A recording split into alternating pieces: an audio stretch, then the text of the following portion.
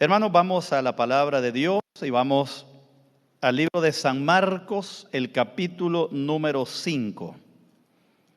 San Marcos, el capítulo número 5. Esta historia de San Marcos, el capítulo número 5, es una linda historia y tiene sus desafíos, sus retos y sus cosas tristes.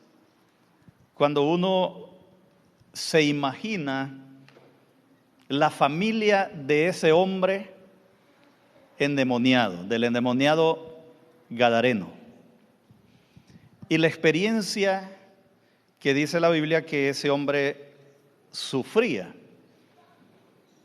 Por lo menos hay 4 cosas que el texto cuenta del hombre. Dice que salió al encuentro de Jesús poseído por una legión de demonios. No solamente por uno, ¿no? Sino por una legión. Muchos, un ejército, algo increíble. Poseído el hombre por esa legión. Lógicamente, cuando se lee la historia de él, dice que él se hería con piedras, se cortaba, se sajaba. No estaba en su juicio cabal, en su sano juicio. Además dice la palabra que vivía en los sepulcros. ¿Y quién vive en los sepulcros, verdad? Era terrible, terrible la condición de ese hombre. Y luego dice la Biblia que andaba dando voces. Algunos comentaristas simplemente dicen el loco gadareno.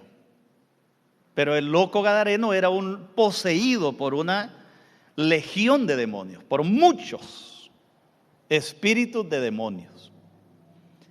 Y bajo ese contexto es que el libro de Marcos, capítulo 5, nos llama la atención. Saben, hermanos, esa noche había sido una noche complicada para Jesús y para los discípulos. Bueno, más para los discípulos que para Jesús. Para Jesús porque tenía que bregar y luchar siempre con la falta de fe y confianza de los discípulos. Y los discípulos porque como que no entendían nada de todo. Ellos como que no entendían muchas cosas de lo que estaba sucediendo. Había sido un día cansado, un día largo. Y Jesús los manda en la nave a cruzar al otro lado hacia la tierra de los gadarenos. Y en ese trayecto de la noche sucede aquella tempestad y aquella rayería donde dice la Biblia que Jesús estaba en la barca descansando, durmiendo después de un día terrible de trabajo. Lograron enderezar la barca. El capítulo número 4 y el versículo número 37 y 38 narra el evento así. Pero se levantó una gran tempestad de viento y echaba las olas en la barca de tal manera que ya se anegaba o se hundía, naufragaba. Y él, Jesús, estaba en la popa durmiendo sobre un cabezal. Y le despertaron y le dijeron: Maestro, no tienes cuidado que perecemos. Jesús se levantó y cayó la tempestad. Y los discípulos se quedaron después preguntando: bueno, ¿y este quién es? Y a veces uno dice, ni ellos estaban convencidos con quién andaban. Y cuando Jesús pasa al otro lado y ellos van con la pregunta: ¿y ese quién es? Van, me imagino, cansados, desvelados, tristes, confundidos, inquietos en su mente acerca de Jesús. Y de repente llegan a la tierra de los gadarenos. Y resulta que en la tierra de los gadarenos les sale, Lucas dice 2, Marcos dice 1, un hombre con un espíritu de demonios, con una legión de demonios según él se presentó. Ahora, Gadara en los tiempos de Jesús era una ciudad habitada por gentiles, En los tiempos de Moisés fue parte de la repartición de la tierra, pero en los tiempos de Jesús eran los gentiles los que dominaban la tierra de Gadara, los griegos. Así que allí abundaban dioses, ciudades, anfiteatros, cultura griega y todo eso. Y el pan de cada día de ellos era la idolatría y la rebelión contra Dios. O sea que la cultura o la influencia judía había desaparecido, tanto que el versículo 13 dice que había un hato, una manada de cerdos, ¿de cuántos? De 2,000. O sea, lógicamente no eran judíos los que cuidaban esos cerdos, sino gente, ¿verdad?, gentil, con cultura griega, con una tradición griega. El paganismo era parte importante de esa ciudad. Y en ese contexto de esa ciudad es donde suceden los hechos de ese endemoniado gadareno y ese encuentro que tuvieron los discípulos de Jesús con ese hombre y un sinnúmero de situaciones que se dieron alrededor de la historia de ese encuentro con ese hombre. Cuando vamos al versículo número 15 del libro de Marcos, dice el verso 15, Marcos capítulo 5 estamos, verso 15, y vienen a Jesús y ven al que había sido atormentado del demonio y que había tenido la legión, sentado, vestido y en su juicio cabal, y tuvieron miedo. ¿Se acuerdan los discípulos cómo venían de allá? Dudando, dudosos. Y cuando miran al hombre sentado en sano juicio a los pies de Jesús, volvieron a tener miedo. Y dijeron ellos, bueno, ¿y quién es? Dice este. Calmó el mar, calmó la tempestad y ahora este hombre que ha sido una tradición acá en Gadara está sentado a los pies de Jesús. Ahora, hermanos, el relato trata de 4 ruegos que le hicieron a Jesús. Vamos a repetir algunos rapidito y nos vamos a quedar con uno de ellos y la reacción de Jesús a uno de ellos. El primero se encuentra en el versículo número 10. El primer ruego que hacen, o sea, la gente le hace 4 ruegos a Jesús en ese relato. Le rogaron 4 cosas diferentes, cada una de ellas, y los personajes diferentes. El versículo 10 dice, y le rogaba mucho. ¿Quién? La legión, correcto. Y le rogaba mucho la legión que no los enviase fuera de aquella región. Ahora, hermanos, la gran pregunta es, ¿por qué esa legión? Y salieron completos y todavía sobraron. ¿Cuántos cerdos eran? 2,000, ¿verdad? Y cada uno, o sea, 2,000 diablitos más dentro de cada cerdo. Era una cantidad de espíritus dentro de ese hombre. Ahora la pregunta es, ¿por qué le ruegan ellos a Jesús no irse de la región? Qué cosa más triste, ¿verdad, hermano? Debe haber sido esa ciudad, esa tierra, esa aldea. Imagínense que aún para ser echados, el primer ruego que le hacen a Jesús dice, no nos saque de la ciudad, nos gusta estar en la ciudad. ¿Por qué será que le gustaba estar en la ciudad esa legión, hermano? Qué terrible debe haber sido vecino de esa región, ¿verdad? Imagínense, se sentían tan cómodos que el primer ruego que le hacen a Jesús le dice, mire, no nos dejes irnos de la región. Ahora bien, ¿por qué Jesús no le diría, no, se me van de la región también? Porque Jesús pudo haberles echado de la región, pero parece que Jesús no los echó de la región, sino que les dijo, bueno, si ahí se sienten cómodos, ahí quédense. Hermanos, ¿saben una cosa? Hay personas y hay situaciones, ciudades que toman decisiones a quién seguir. La salvación es un don de Dios gratuito. La gracia es un don de Dios. Dios respeta el derecho del ser humano de decidir. Y si en esa región estaban conformes con esta legión de demonios, el Señor dice, bueno, quédense con ellos. No hay problema. Ustedes quieren quedarse allí, quédense ahí. El primer ruego. El segundo ruego se encuentra en el versículo número 12. Dice el versículo número 12: y le rogaron todos los demonios diciendo: envíanos a los cerdos. Envíanos a los cerdos para que entremos en ellos. Ahora, hermano, ¿ustedes creen que esos demonios se ahogaron en el despeñadero o se ahogaron solo los cerdos? Lógicamente solo los cerdos, ¿verdad? Porque el juicio de Dios todavía no está. O sea, el hato de cerdo se despeñó, dice, en el mar, y se ahogaron ahí en el despeñadero. Y ellos siguieron su camino. Pero me imagino yo que era más fácil entrar espíritus inmundos en cerdos inmundos, ¿verdad? Espíritus inmundos en animales inmundos. Y por ahí estaban los porqueros, le dicen ellos, los cuidacerdos, cuidando su hato de cerdo. Y de repente el segundo ruego que le hacen los endemoniados, la legión de demonios a Jesús es: déjanos entrar, dicen, esa legión. Déjanos entrar a ellos y ahí vamos a arreglarlas nosotros entre ellos. Los animalitos aquellos, al sentir los espíritus dentro de ellos, se desesperaron, corrieron y fueron a caer al despeñadero. Eso alborotó a la gente, hermano. Fíjese cómo se van sucediendo las cosas. Los demonios se sienten seguros y tranquilos en la aldea. Los aldeanos se sienten seguros con sus cerdos y con sus demonios en la aldea. Porque cuando los porqueros se dieron cuenta que Jesús había tenido mucho que ver en el despeñadero de sus cerdos, dice el versículo, que corrieron donde Jesús.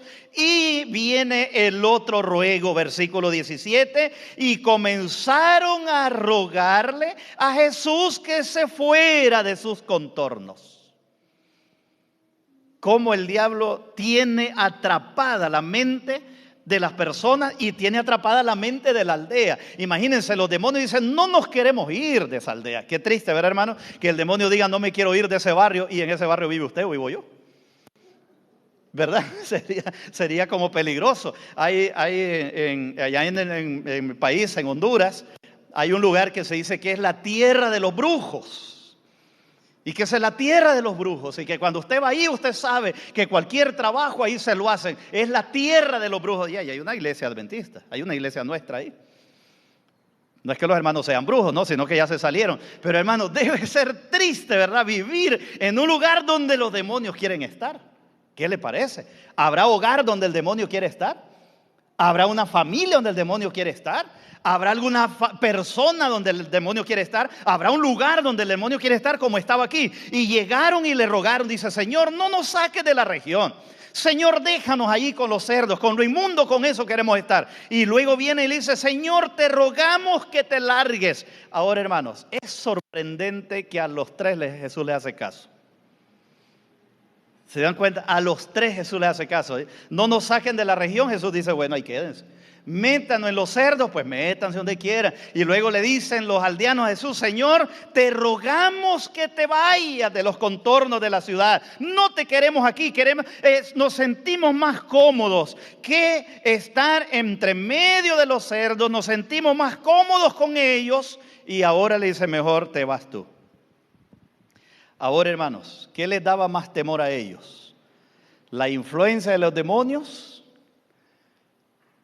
o el acto convertidor de Jesús? ¿Con qué se sentían más cómodos ellos, los aldeanos? ¿Ah? Con los demonios, ¿verdad? Porque si querían estar con ellos ahí. Porque Jesús no llegó a hacer una trama, Jesús no llegó a hacer un mal, Jesús no llegó a complicar la existencia de ellos. Jesús llegó a redimir, a rescatar, a salvar, a arrebatar personas de los demonios. Pero la gente dice: no, nos sentimos más conformes con las tinieblas que la luz. Nos sentimos más seguros con el terror, con que el hombre ande en los sepulcros, se ande cortando, se ande hiriendo, se ande sajando, ande pegando gritos. Para nosotros, dice, eso es mejor que se vaya Jesús, vete de la ciudad mejor. Dice la Biblia que las tres ruegos que le hicieron a Jesús, Jesús simplemente da la vuelta y se va. Bueno, el primero, porque el juicio de ellos todavía no está y si ellos quieren quedar en la ciudad. El segundo, bueno, entraron a los cerdos y lo demás. Y lo tercero, Jesús dice, bueno, vámonos, no nos quedemos acá. Y dice el versículo, le rogaban que se quedara con él. Y viene el cuarto ruego, y dice el versículo número 19, mas Jesús, versículo 18 ahora, al entrar él en la barca, el que había estado endemoniado, mire qué bonito, había estado. O sea, ahora ya no está. ¿Qué dijimos en el versículo número 15? Sentado, vestido y en juicio cabal. Sentado, vestido y en juicio cabal. Sin embargo, ahora resulta que ese vestido que había sido sanado, que estaba cabal, que estaba sentado en su juicio oyendo a Jesús, le ruega a Jesús que quiere salir de esa ciudad. ¿Y quién no, verdad, hermanos? Yo no sé si ha habido alguna familia panameña acá en esta iglesia. En Panamá hay un lugar que se llama Sal Si Puedes. Imagínense, un mercado así se llama Sal Si Puedes. Sal Si Puede, ¿qué le parece? Ahí en Costa Rica, que es un lugar pacífico, hay un caserío, hay una comunidad que se llama El Infiernillo. ¿Qué le parece? Si usted se mete al infiernillo, usted sabe por qué se mete al infiernillo. Y la gente quiere salir de allí. En la ciudad de Tegucigalpa, en San Pedro Sula, en La Ceiba, hay barrios. Hay más de 100 barrios que tienen una aguja de control para entrar y salir. Pero resulta que la aguja del control no es de la seguridad, es de las personas que delinquen, que están en las maras. Y ellos tienen cercados sus barrios. Un día me tocó visitar una hermana en un lugar y le digo a la hermana, me dice la hermana, cuando esté en el supermercado tal, ahí me llama. Yo vi el supermercado, seguí conduciendo y le digo, hermana, ya pasé el supermercado. ¿Y a dónde está? Me dice, doblé a la calle. No, pastor, dice, no se mueva de ahí, no se mueva allá abajo. Y veo que ella viene bajando en la calle haciéndome señas. Él es el pastor, decía, él es el pastor de la iglesia, él es el pastor. Y cuando me encontré el carro, pastor, me dijo, usted no sabe lo que está haciendo. Dice, aquí lo matan ya, dice, solamente por haber entrado con ese carro. Yo voy a ir a la par, dice, caminando para que ellos vean, dice, que es usted. Pero yo no veo a nadie, hermana. Sí, me dice, pero lo están apuntando por todos lados. Y ella se fue a la par, yo voy conduciendo el carro y ella va a la par, caminando conmigo y haciéndola disimulada y saludando para todos lados, como hondureña bonita, hasta que llegó a la casa y me dice, pastor, ¿para qué no vuelva a hacer eso? Aquí es peligrosísimo. Hermanos, ¿quién quiere vivir ahí? O sea, este hombre tenía razón. ¿Y qué le dijo a Jesús? Señor, te ruego, el cuarto ruego del relato, Señor, te ruego, dice que me saques de aquí. Ya me sanaste, ya estoy en juicio normal, ya estoy sano, estoy vestido, estoy en todos mis cabales. Sácame de este lugar, de esos demonios, de esa aldea endemoniada. Sácame de ahí, no quiero seguir ahí. ¿Y qué le dijo Jesús, hermano? Esto sí, mire, eso sí es un golpe. A todos los ruegos les dijo que sí, menos a este. A todos los ruegos Jesús les cumplió, menos a este. Y el versículo dice, entonces le rogaba que lo dejara salir, que lo dejara irse. Con él te ruego, no me dejes, Señor, no me dejes, te ruego, te suplico, llévame contigo, no me dejes aquí. Aquí yo no quiero vivir, aquí hay demonios, aquí es peligroso, aquí hay idolatría, aquí hay adoración a dioses falsos, aquí hay demonios por todos lados, por legiones, no me dejes aquí. ¿Y qué le dijo Jesús, hermano? Y dice el versículo número 19, mas Jesús no se lo permitió y le dijo, vete a tu casa, vete a los tuyos. ¿Quiénes son los de él? ¿Quiénes eran los de él? ¿Quién era su casa? ¿Quién sería su casa? Su familia, ¿verdad? Su mamá, si la tenía, su papá, sus hermanos, primos, tíos, sobrinos. Vaya, le dice, donde su familia, que tiene rato de andarlo viendo ahí en el cementerio, en los sepulcros. Váyase donde ellos. Y luego le dice, vete donde los tuyos. ¿Quiénes eran los de él? Ese barrio malo, hermano. Esa aldea mala. Esa aldea endemoniada era la de él. Entonces Jesús le dice, mira, andate donde la familia. Y andate, le dice, donde esos tuyos ahí, que me sacaron. Esos que me corrieron, le dice, andate donde esos tuyos. Y Jesús no estaba jugando, no hermano, Jesús no estaba jugando. Dice el versículo, mas Jesús no se lo permitió, sino que le dijo, vete a tu casa, vete a los tuyos y cuenta cuán grandes cosas el Señor ha hecho contigo y cómo ha tenido misericordia de ti. Yo te estoy mandando no a que hagas lo mismo. No te vayas a ir a los sepulcros, porque ya te saqué de ahí.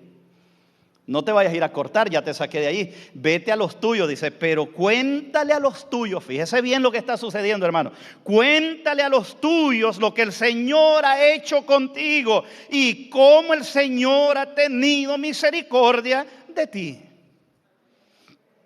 ¿Qué hizo el hombre, hermanos? Versículo 20. ¿Qué hizo el hombre? Dice el verso 20. Y se fue y comenzó a publicar en Decápolis. ¿Sabe qué es Decápolis? Las 10 ciudades más importantes que componían todo ese sector de Gadara. ¿Cuántas ciudades? 10. O sea, cuando a Jesús no lo dejaron entrar fue a esas 10 ciudades. La entrada era donde Jesús desembarcó para ir a las 10 ciudades. Pero cuando le sale el endemoniado sabe que hay 10 ciudades ahí. La legión, sabe que hay 10 ciudades ahí. Y esas 10 ciudades están atrapadas, poseídas por el demonio. Están atrapadas por él. Por lo tanto, a Satanás le conviene tener esas 10 ciudades atrapadas. Y al echar a Jesús, él dijo, ya se fue. Pero el versículo dice, hermanos, que la legión no contaba con la astucia de Jesús y del pobre hombre. De Jesús y del pobre hombre. Y dice la palabra, y se fue, o sea, no renegó, le rogó, no lo dejó ir, ¿verdad? Se regresó. Usted sabe cómo debe haber sido la vida de ese hombre, hermanos, comenzando con los porqueros, ¿verdad? Esos porqueros lo que menos querían era ver a ese hombre. Número 1. Número 2, comenzando con toda la aldea que despachó a Jesús. Ese hombre al regresar, no creo yo que lo hayan quedado viendo bien, ¿sabe? Que lo hayan felicitado. Ay, mira qué bonito viene. No creo, hermanos. La tarea que le tocó a ese hombre debe ser una tarea tremendamente difícil. Pero el versículo dice, y fue y comenzó a publicar en Decápolis cuán grandes cosas había hecho Jesús con él. Y todas sus maravillas, todas las cosas que había hecho. Y con él y todos se maravillaban, dice las personas. Fíjese lo que sucedió, mire lo que sucede. Las personas que lo echaron,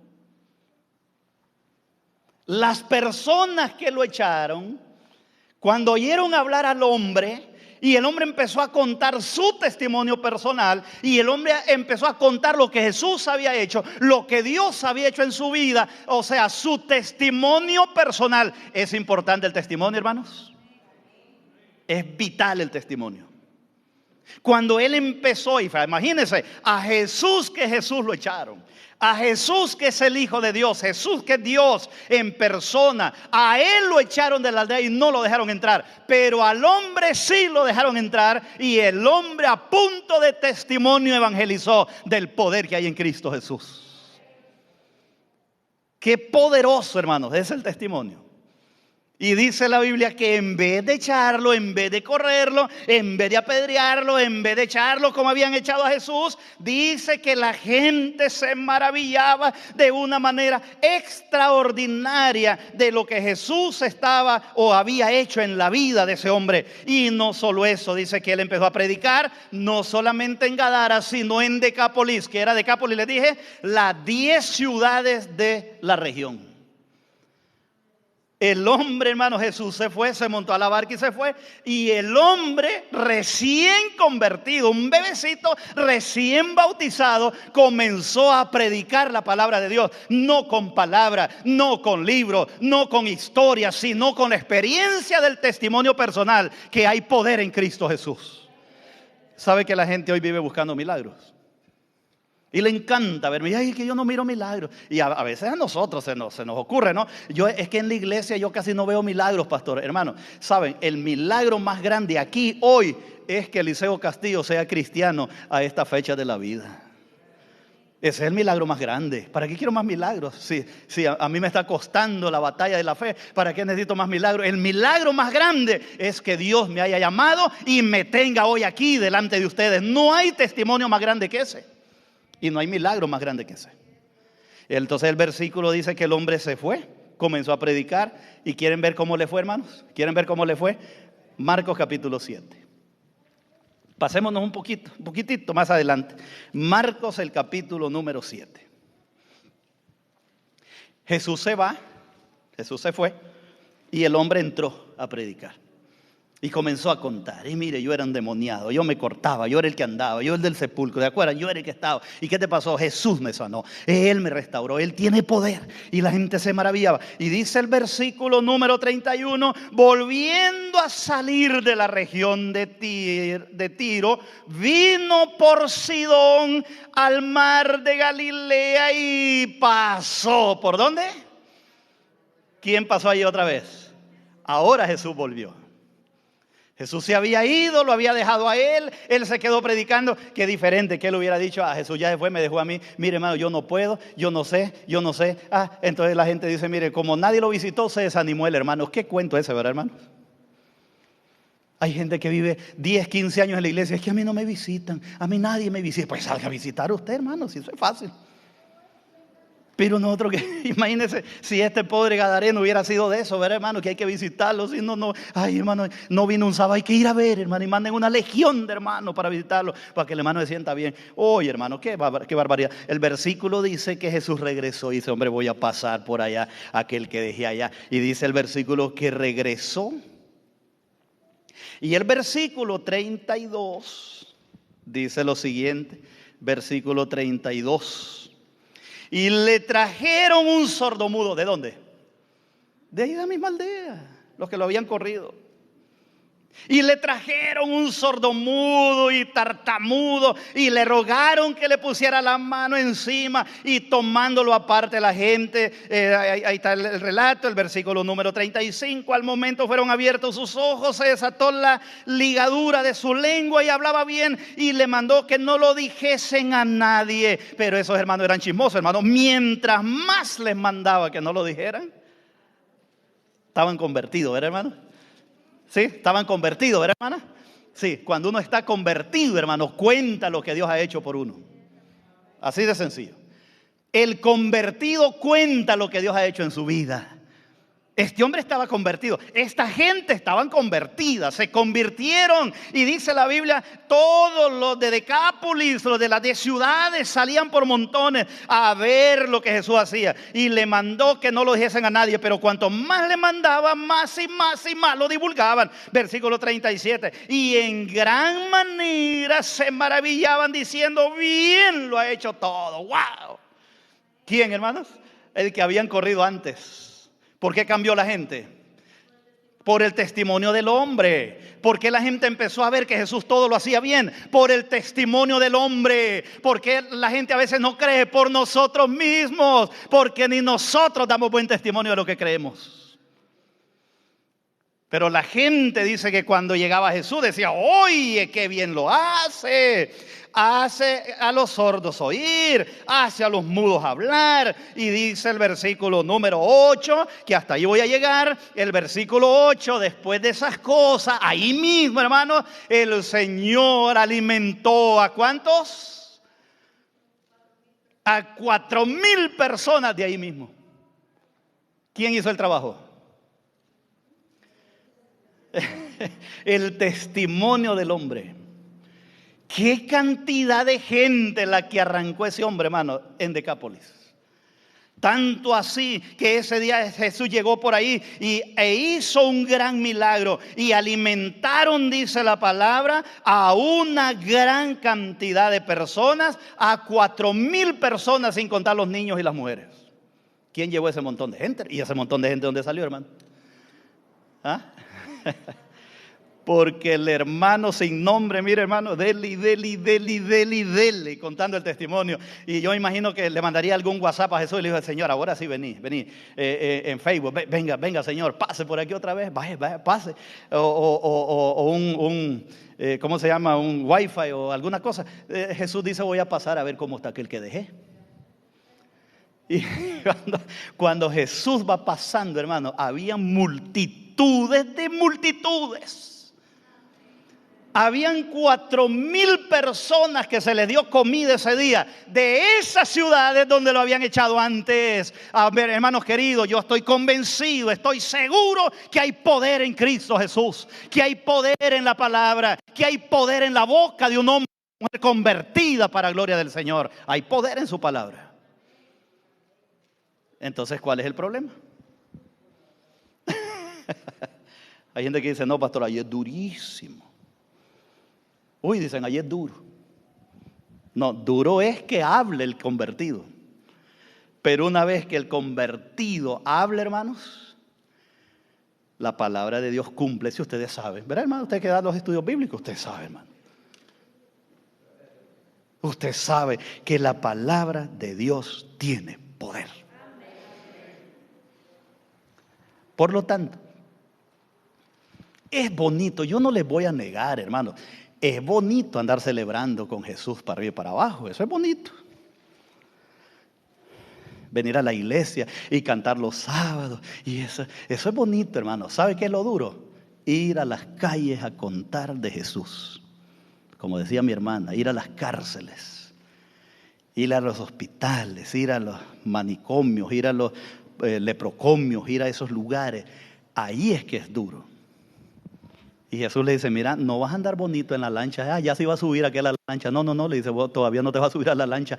Vaya, cuéntele a los suyos lo que Dios ha hecho en su vida.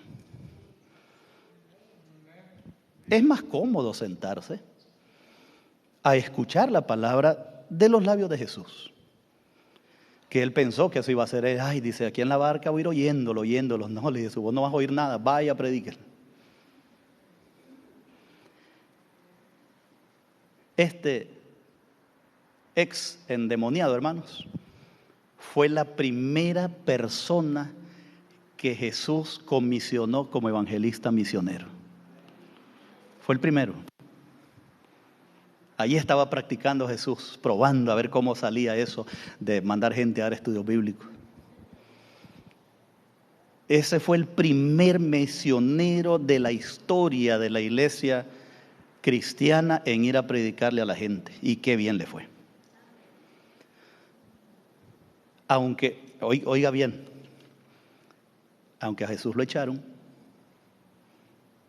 y no lo dejaron entrar ese día, dejó al recién bautizado para que él publicara el mensaje. Que nosotros veremos: ay, hermano, pongámoslo de diácono. No, dice, apenas lleva 10 años de bautizado, muy nuevo. Pero hermano, un año, muy nuevecito, dice, muy nuevecito. Lo van a quemar. El que es convertido, hermanos. El que es convertido, olvídelo. El que es convertido tiene poder de Dios y de la palabra. Y Jesús ese día, de donde lo echaron a él, que es Dios, dejó al recién convertido y no lo hizo nada mal, a punto de testimonio. No tenía libros, secreto de liderazgo, secretos para dar estudios bíblicos, secretos para debatir objeciones, nada, hermano, el puro testimonio. Las personas han sido degradadas por Satanás. Las personas, su carácter ha sido degradado, su físico ha sido degradado. Y Dios está contando con voluntarios convertidos para que cuenten su testimonio. Puede que usted no hable, sea tartamudo como Moisés, puede ser. Pero usted no necesita léxico, usted necesita contar su testimonio a los demás. Todo es que usted haya creído. ¿Le cree usted al Señor? Vamos a orar. Puestos de pie, vamos a decir: Señor, enséñanos a ser nosotros también misioneros. Es contarle a otros lo que Dios ha hecho en mí. Es contarle a otros. ¿Cuántos años? Eso no importa. Es el convertido. Lo importante es lo convertido. El mismo día que lo cambiaron, el hombre quería montar en la barca, hermano, sentadito. Dice: voy a tirarme mis 2 años sentado. No, no hay tiempo. Una iglesia misionera no tiene tiempo para gente sentada. El recién convertido debe entrar a dar testimonio de la verdad. Querido Padre nuestro que estás en los cielos, enséñanos, Señor, a dar testimonio de la verdad. Despierta en nosotros, tus hijos, tu iglesia, el sentir, el compromiso, la responsabilidad que somos llamados a contarle a los míos y a mi familia el poder que hay en Cristo. Enséñanos a hacer eso. Ayúdanos, conviértenos en misioneros fieles. En el nombre de Jesús. Amén. Amén. Dios les bendiga, hermanos, y será hasta la próxima ocasión.